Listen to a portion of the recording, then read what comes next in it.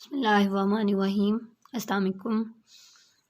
कल हमारे जो है सिस्टम डेवलपमेंट लाइफ साइकिल के कुछ फेजेस रह गए थे, जिनमें से फोर्थ वन फेज़ है coding. In this phase the code of software is written. जो हम सिस्टम बना रहे हैं उसके सॉफ्टवेयर के लिए कोड राइट किया जाता है। The code of software is written in any programming language. जो सॉफ्टवेयर है उसका कोड जो है किसी भी प्रोग्रामिंग लैंग्वेज में राइट किया जा सकता है। Coding phase is very important phase of the system development process. ये जो है हमारे system development life cycle process का सबसे इम्पोर्टेंट फेज है। It needs a lot of time. इसमें बहुत वक्त लगता है, effort and budget to produce the system. System को प्रोड्यूस करने के लिए बहुत सारा वक्त, कोशिश और बजट दरकार होता है। The program specification, algorithm, flowcharts are given to the programmer engineer to write the code of the programs. Program की स्पेसिफिकेशन, एल्गोरिदम्स, फ्लो चार्ट सब के सब जो है प्रोग्रामर को, इंजीनियर को दे दिए जाते हैं ताकि वो प्रोग्राम के लिए कोड राइट कर सके। नेक्स्ट वन है हमारे पास testing phase. When the system is develop, जब सिस्टम डिवेल्प हो जाता है तो टेस्टिंग स्टार्ट हो जाती है। In testing phase error in the system are detected and remove. System के अंदर मौजूद एरर जो है डिटेक्ट किए जाते हैं और रिमूव किए जाते हैं। डिटेक्ट का क्या मतलब है? फाइंड किए जाते हैं। The system is tested using sample data.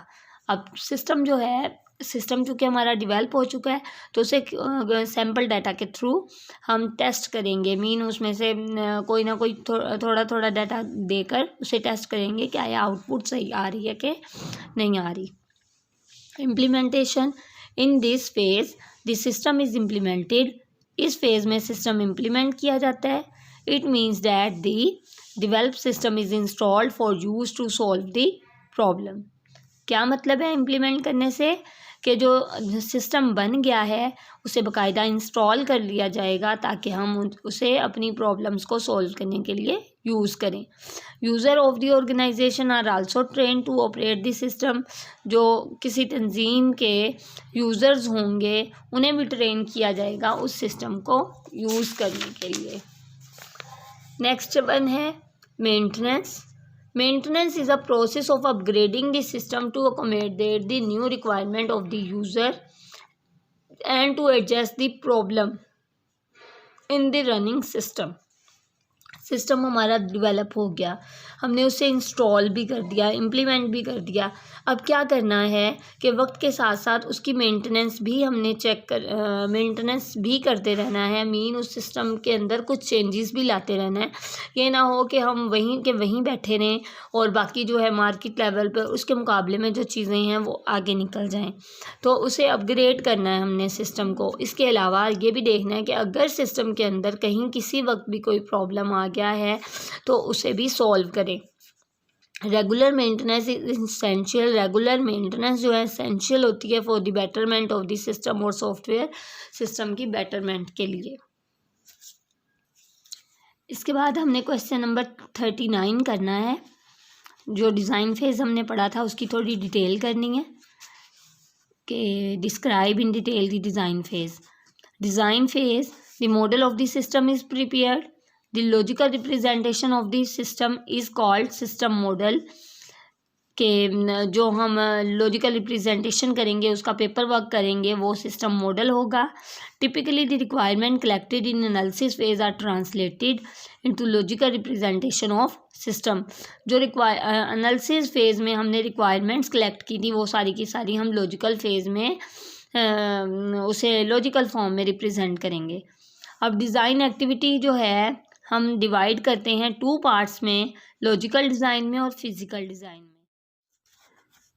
Logical design में क्या होता है कि logical design describe the general functional capabilities of a propose system. जो सिस्टम हम बनाने जा रहे हैं या जो सिस्टम हमने तजवीज़ किया हुआ है, प्रपोज मीन तजवीज़ करदा सिस्टम, तो उसकी जो जनरल फंक्शनल कैपेबिलिटीज़ है वो हम डिस्क्राइब करेंगे लॉजिकल डिज़ाइन में।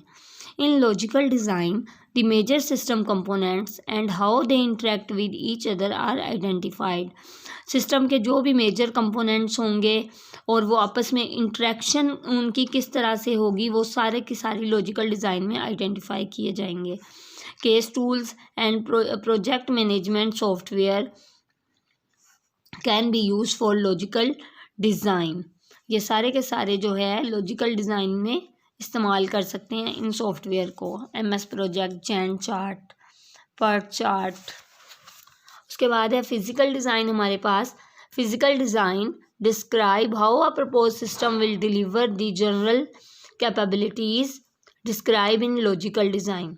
के इस फिज़िकल डिज़ाइन में हमें ये बताएगा या ये बयान किया जाएगा कि किस तरह से जो प्रपोज सिस्टम है वो जनरल कैपेबिलिटीज़ जो लॉजिकल डिज़ाइन में डिस्क्राइब की गई हैं वो उन्हें डिलीवर करेगा.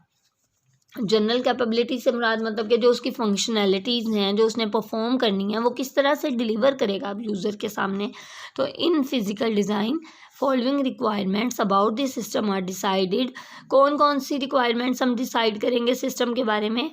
इनपुट रिक्वायरमेंट, कि वो जो सिस्टम है जो हम बना रहे हैं उसकी इनपुट रिक्वायरमेंट्स क्या हैं.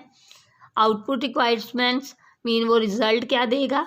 स्टोरेज रिक्वायरमेंट, उसको डाटा स्टोर करने के लिए उसकी क्या रिक्वायरमेंट है.